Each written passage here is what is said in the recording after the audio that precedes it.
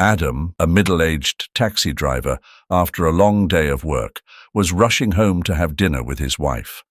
As an annual tradition on this day, they still celebrated their deceased daughter's birthday to remind them to always remember her, and that she was always present in their lives. This made him want to return home even sooner. To get home faster, Adam chose to take an old deserted road through the forest, where the road was difficult and few people passed by.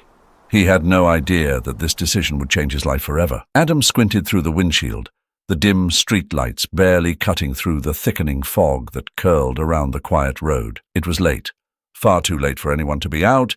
He decided to take a shortcut through the forest to get home. The weight of the day still pressed heavily on his shoulders.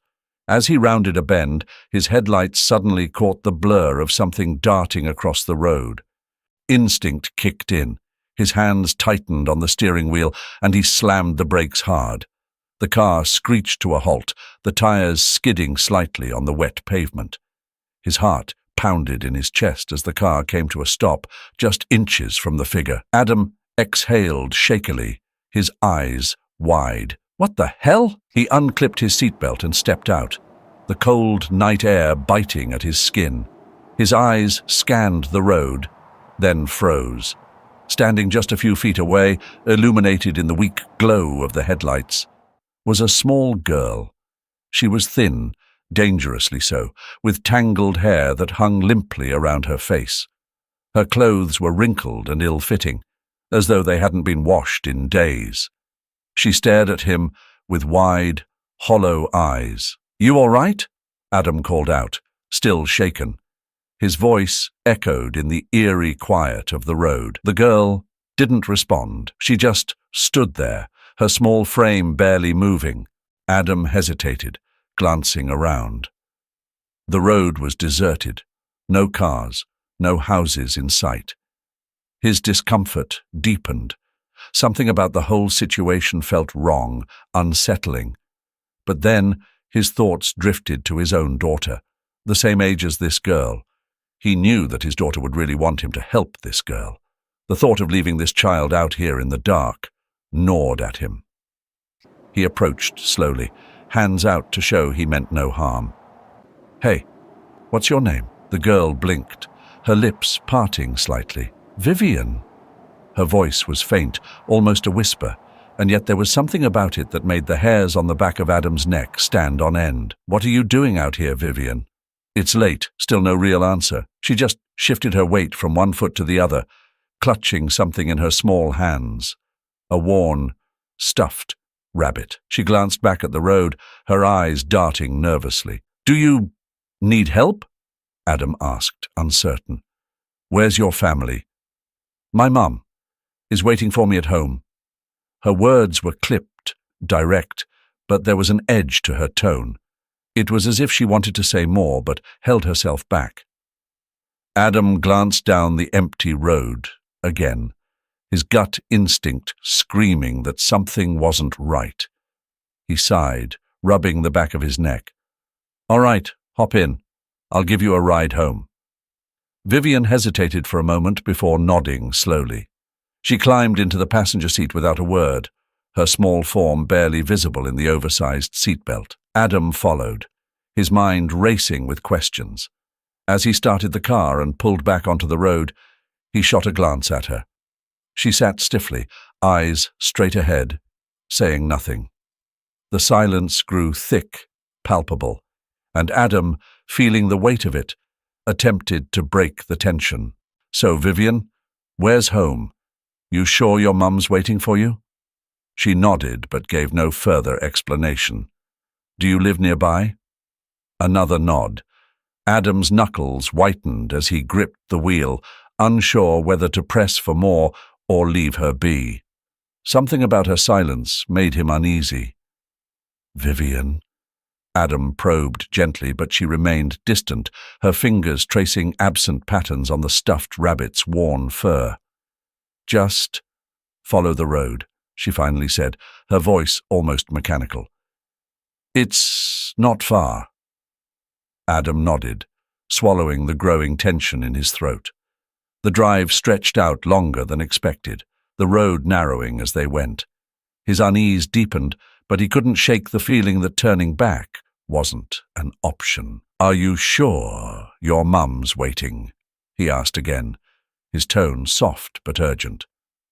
Vivian didn't answer, her lips pressed into a thin line as the night thickened around them. Adam drove slowly, the tires of his old pickup kicking up loose gravel as the road became increasingly unfamiliar. The trees seemed to close in, thickening into a dense wall on either side, blotting out what little daylight remained.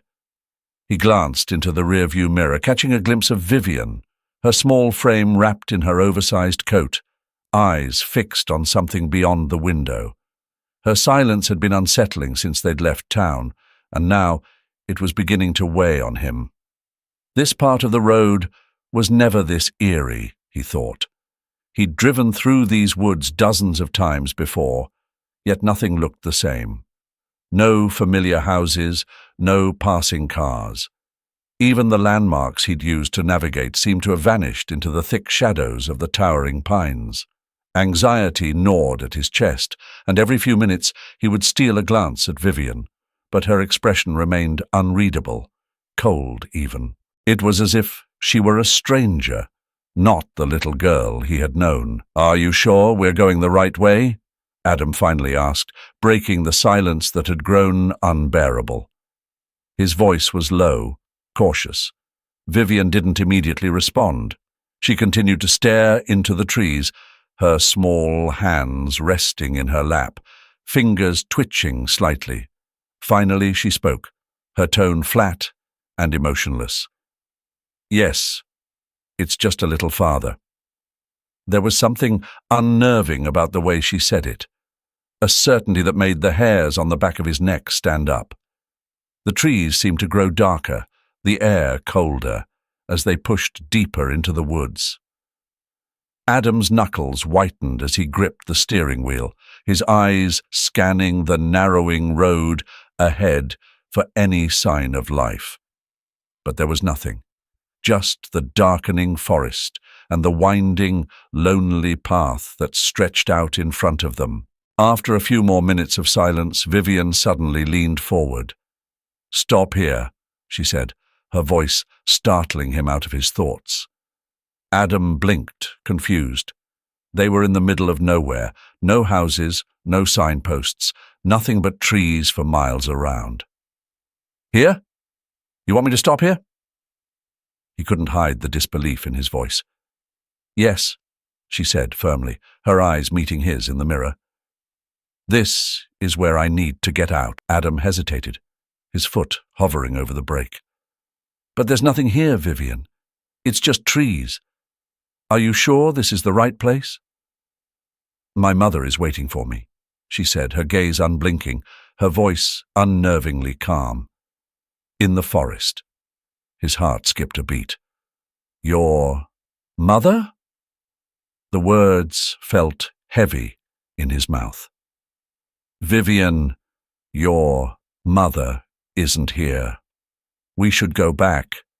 Maybe—" "No," she cut him off, her voice suddenly sharp. "She's here. She is waiting for me." Adam stared at the road ahead. The idea of leaving Vivian alone in the middle of this desolate place was unthinkable. He shifted uneasily in his seat, debating whether to refuse her request or trust her strange insistence. But the look on her face left him no room for argument. He sighed, his hand trembling slightly as he shifted the truck into park. "All right," he said quietly, glancing back at her once more. "But are you sure? I can't just leave you out here." Vivian opened the door, stepping out onto the dirt road. The wind rustled the branches overhead, sending a chill through the air. Then, without a word, she turned and began walking towards the tree line, her small figure quickly swallowed by the shadows of the forest. Adam watched her go, an uneasy knot forming in his stomach.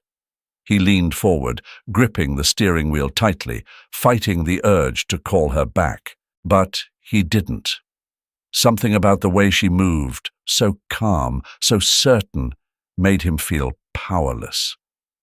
As her figure disappeared into the trees, the road fell silent again, leaving Adam alone with his thoughts. The strange encounter gnawed at him, but he couldn't shake the feeling that there was something more to this, something he couldn't understand. His curiosity and the lingering sense of responsibility made him stay longer than he should have. His breath fogged the windshield as he stared into the darkening forest. Should he just drive away? Leave her to her business? But the image of her wandering through the woods, small and vulnerable, tugged at him. He couldn't shake the feeling that something was wrong. With a reluctant sigh, he stepped out of the car. The forest loomed ahead, shadows shifting between the trees as if inviting him in. He hesitated for a moment, but then quietly shut the door and followed her, careful to stay far enough behind so as not to alert her. The sound of dry leaves crunching beneath his shoes made him flinch. He slowed his pace, trying to blend with the stillness around him. Vivian moved through the underbrush with a strange confidence, like she had done this countless times before. Her small figure darted through the trees, slipping between narrow paths without hesitation. Adam's heart raced as he kept his distance, his mind swirling with questions. How often had she done this? And why here, of all places? As the light faded, he realized they had been walking for longer than he anticipated. The trees thickened, their gnarled branches twisting overhead like skeletal fingers. The deeper they ventured, the more isolated the world seemed. The sound of the distant highway faded, leaving only the soft rustle of leaves and the occasional snap of twigs underfoot. Adam squinted through the gloom, barely able to make out Vivian's figure ahead. She turned off the path, stepping into a clearing, and there it was, a house. Not just any house. A dilapidated, sagging structure, its wooden boards warped and grey from years of abandonment. The roof was partially collapsed, and vines crept along the walls as though trying to swallow the building whole. It looked like it hadn't been touched in decades. Adam froze. His instincts screamed at him to leave, to turn back and pretend he hadn't seen any of this. But his feet stayed planted, and his eyes followed Vivian as she made her way toward the house. She moved with eerie certainty, not hesitating for a moment as she approached the door, pushed it open, and disappeared inside. For a long moment, Adam stood in the clearing, his breath shallow. What on earth was she doing here? And why did she seem so familiar with this place? Unable to resist, he crept forward, every step feeling heavier than the last. When he reached the side of the house, he pressed himself against the wall, peeking into one of the cracked windows. Inside, dim light filtered through broken shutters, casting long, jagged shadows across the floor. His gaze landed on Vivian, who stood before an old wooden chair. Someone was sitting in it. Adam's breath caught in his throat as he tried to make sense of what he was seeing. A woman, her back to him, sat motionless in the chair. Vivian was speaking softly to her, the words too muffled to make out. But something was wrong. The woman didn't move, didn't respond, just sat there, rigid, like a statue. A sickening chill ran down Adam's spine. He pressed closer to the window, squinting through the grime. The woman was pale, unnaturally so. Her skin was waxy, her hands folded neatly in her lap as if someone had placed them there. It hit him all at once. She wasn't alive. His stomach lurched. He stepped back from the window, his heart hammering in his chest. What was going on here? Who was that woman? And why was Vivian talking to her like nothing was out of the ordinary? Adam's mind raced, but he didn't have time to think. Vivian turned her head slightly, as if sensing something outside.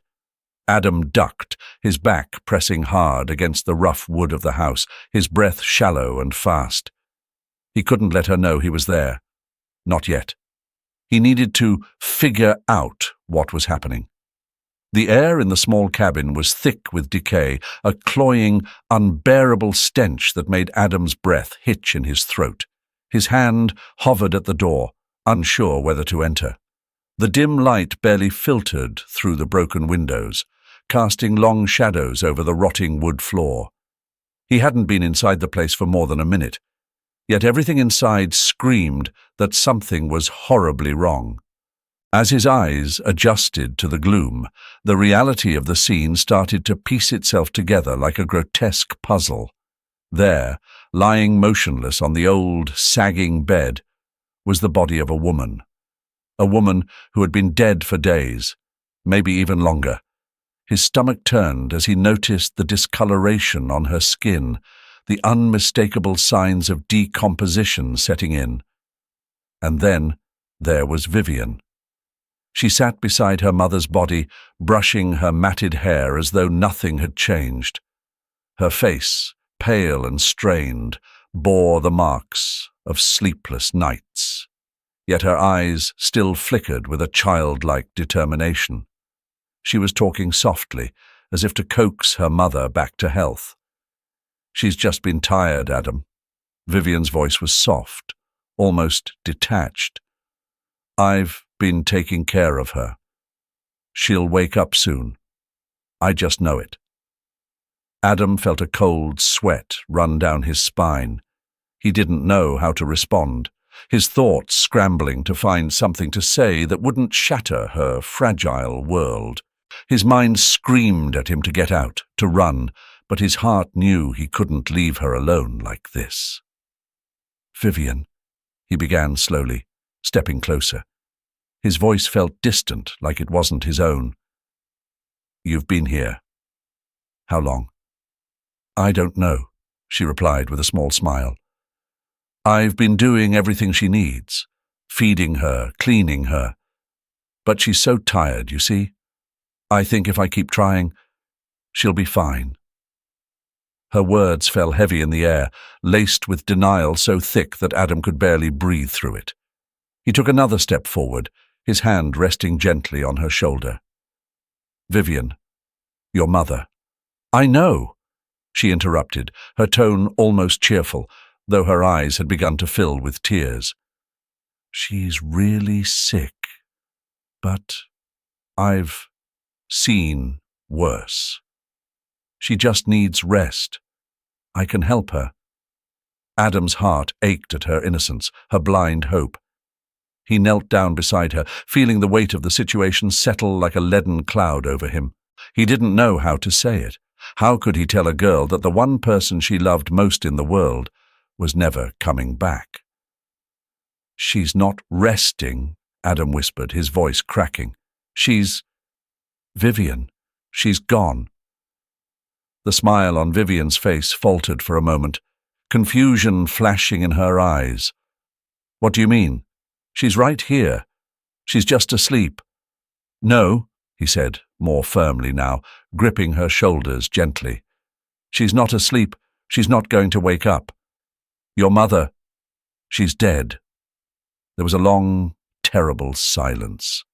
Vivian blinked, her smile fading entirely now, as if she couldn't understand the words. Her small body tensed, and then the tears began to spill down her cheeks. "You're wrong!" she cried, pulling away from him. "She's just sick. You don't know anything." Adam stood up, feeling the rising tide of panic in his own chest. This was worse than he had imagined. Vivian was slipping into a world where reality no longer touched her. He had to do something. "Vivian, listen to me," he said as calmly as he could, though his voice shook. "I'm going to take you away from here. We need to get help." "No!" she screamed, backing away from him toward her mother's body. "I'm not leaving her. I'm not." "I know this is hard," Adam whispered, stepping forward again, "but we can't stay here. I need to get you somewhere safe." For a moment, she hesitated, glancing between her mother and him. The conflict in her eyes tore at him. She wanted to believe her mother was still alive. She needed to believe it. but deep down he could see a flicker of doubt creeping in. Finally, after what felt like an eternity, she nodded. Her small hand reached for his, trembling, and he squeezed it gently. Without another word, they stepped out of the cabin and into the forest. The air outside felt clean, sharp against his skin, as though it, too, was trying to cleanse them of the horror they were leaving behind. But the weight of what had happened inside that cabin clung to them both, an unshakable truth they would carry long after the woods were far behind. Adam's hands gripped the steering wheel tightly as they neared the town's government building. His eyes flickered towards Vivian, who sat silently in the passenger seat, her eyes blank, staring out the window at the passing scenery. She hadn't spoken much since they left the forest. The deep scratches on her arms had been bandaged, and her once wild hair had been combed back. But no one could erase the trauma that clearly weighed on her small, fragile shoulders. As they approached the building, Adam's heart raced. How could he explain everything to the authorities? Would they understand? Would they take her away? He had only known Vivian for a short while, but something about the connection between them felt unbreakable, like she had silently latched onto a part of his soul. Adam parked the car and, with a deep breath, turned to her. "We're here," he said softly. "It's going to be okay." Vivian's eyes flicked towards him briefly but remained distant. She stepped out of the car, her movements slow and hesitant.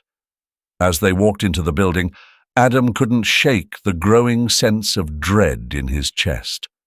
Inside, the sterile smell of polished floors and paperwork hung in the air.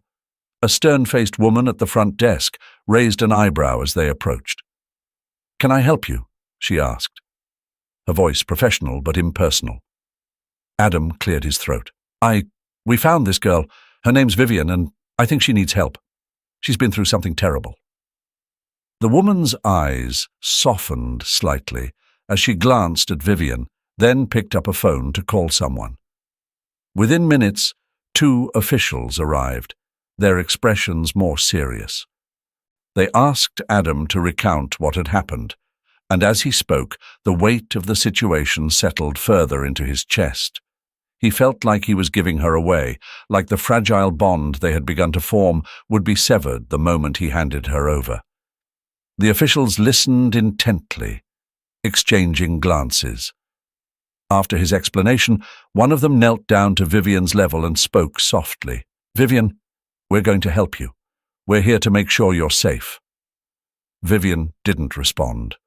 Her eyes flicked toward Adam for just a second, a brief flash of something, fear, trust, before they returned to the floor.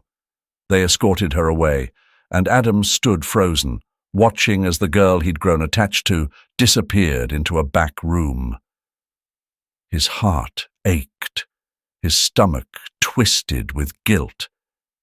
He knew this was the right thing to do. She needed professionals to help her. But why did it feel so wrong? A few days passed. Adam and his wife, Ava, couldn't stop thinking about Vivian. Every night they'd lie awake talking about her. Ava, ever the practical one, suggested they visit. "We should check on her," she said, "just to see how she's doing." Adam didn't need convincing. The next day they returned to the agency, where they were informed that Vivian was under the care of child psychologists, slowly processing her trauma.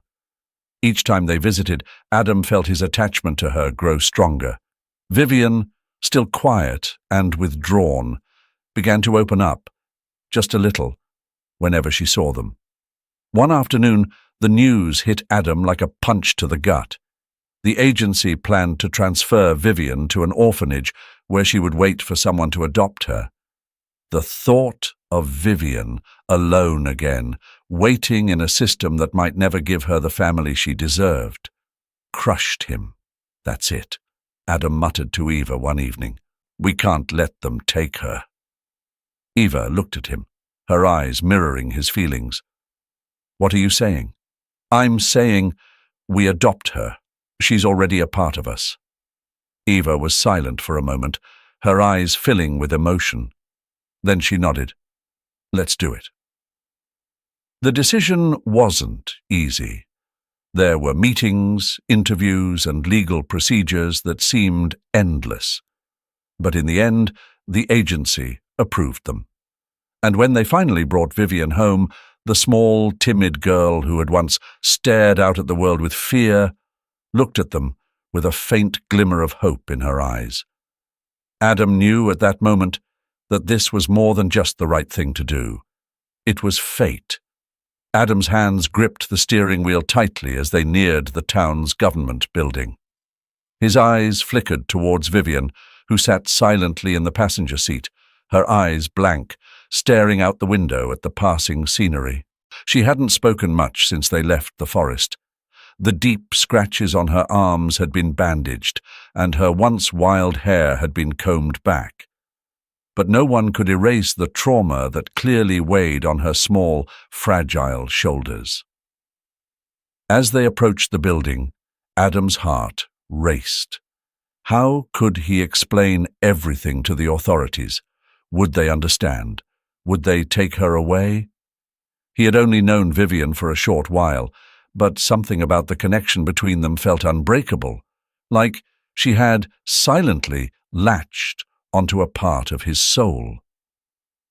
Adam parked the car and, with a deep breath, turned to her. "We're here," he said softly. "It's going to be okay." Vivian's eyes flicked towards him briefly, but remained distant.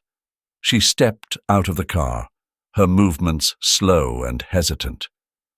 As they walked into the building, Adam couldn't shake the growing sense of dread in his chest. Inside, the sterile smell of polished floors and paperwork hung in the air. A stern-faced woman at the front desk raised an eyebrow as they approached. "Can I help you?" she asked, her voice professional but impersonal. Adam cleared his throat. We found this girl.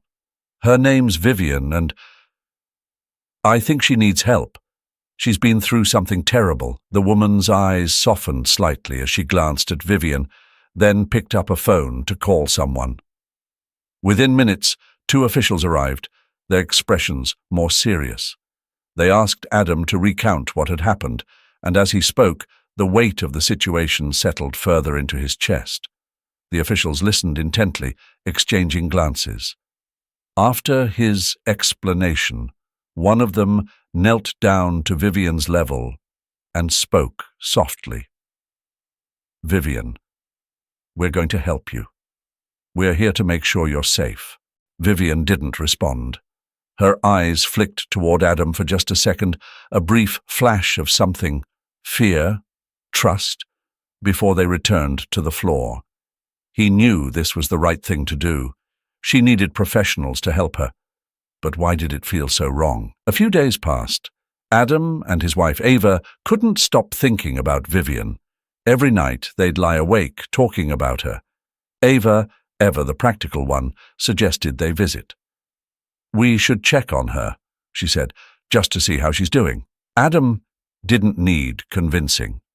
The next day they returned to the agency, where they were informed that Vivian was under the care of child psychologists, slowly processing her trauma. Each time they visited, Adam felt his attachment to her grow stronger. Vivian, still quiet and withdrawn, began to open up, just a little, whenever she saw them. One afternoon, the news hit Adam like a punch to the gut. The agency planned to transfer Vivian to an orphanage, where she would wait for someone to adopt her. The thought of Vivian, alone again, waiting in a system that might never give her the family she deserved, crushed him. "That's it," Adam muttered to Eva one evening. "We can't let them take her." Eva looked at him, her eyes mirroring his feelings. "What are you saying?" "I'm saying we adopt her.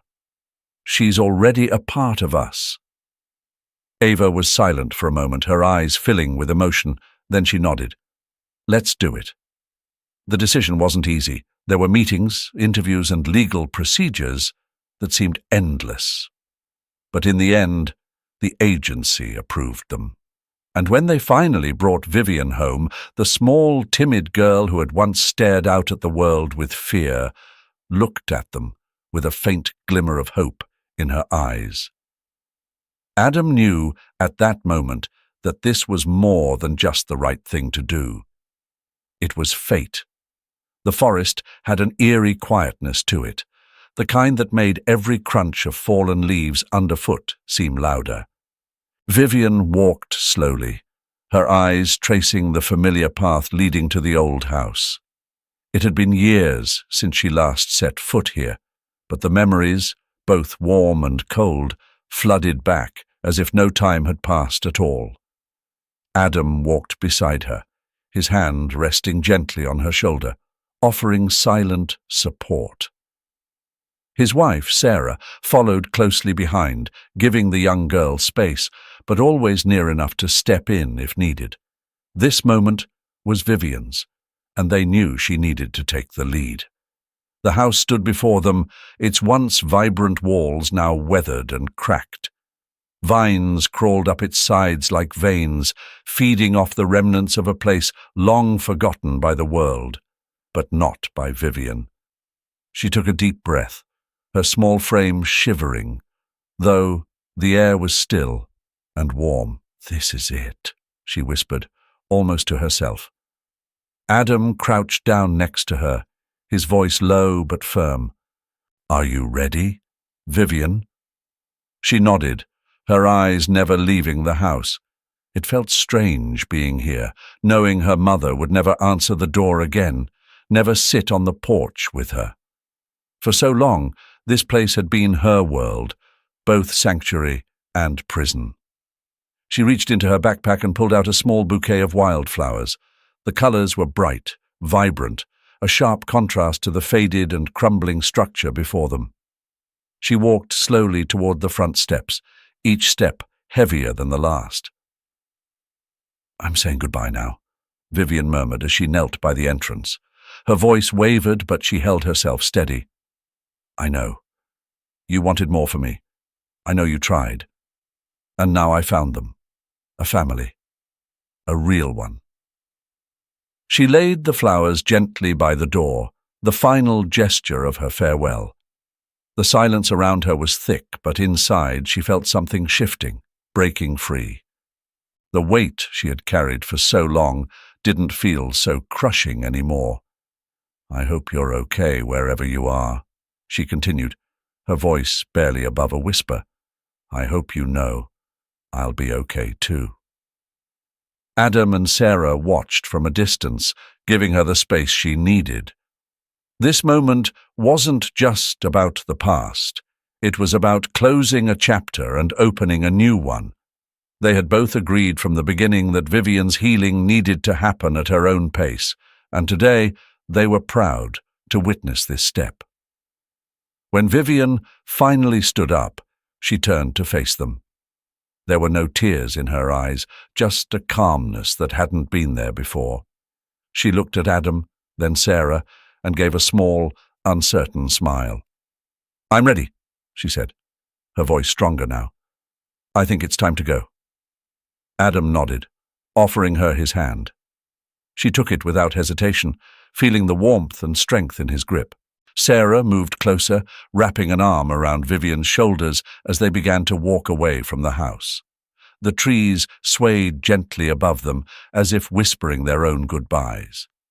The house, now fading into the background, became less of a monument to the past and more of a memory.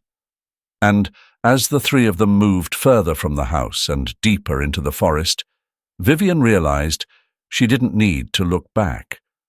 She had always thought leaving this place would be the hardest thing she'd ever do. But now, with Adam and Sarah beside her, it felt like the natural next step. She wasn't alone anymore. She didn't have to be. They reached the edge of the forest, where the light filtered through the trees, casting soft rays on the path ahead. The road they were on was still uncertain, still full of unknowns, but for the first time in a long time, Vivian felt ready to face it. Together, they walked hand in hand, leaving the shadows of the forest behind them, stepping into the light of something new. A future that was theirs to shape, with hope guiding each step forward. Vivian stood by the window, watching the sun dip behind the trees as the sky turned a gentle shade of pink. In the quiet warmth of the house, she felt something unfamiliar. Peace. It was a fragile feeling, one she hadn't known for a long time. She glanced over at the living room where Adam was sitting with his wife, Emily, who was knitting by the fire. They weren't doing anything extraordinary, but the simplicity of the scene filled her with a sense of calm. Adam noticed her lingering by the window and smiled, beckoning her over. "Hey, Vivian, come sit with us," he said, his voice soft and welcoming. It had been months since she first came to live with them, and things were slowly changing. Vivian hesitated for a moment, unsure. She still hadn't completely adjusted to calling this place home, but something about Adam's smile made her feel safe. She walked over and sat beside him. He put his arm around her in a way that felt natural, not forced, and she found herself leaning into him slightly. Emily looked up from her knitting. "You know, we've been thinking," she began, her tone gentle as always. "Maybe this weekend we could go for a walk by the lake. It's beautiful there this time of year." Vivian nodded, not looking up.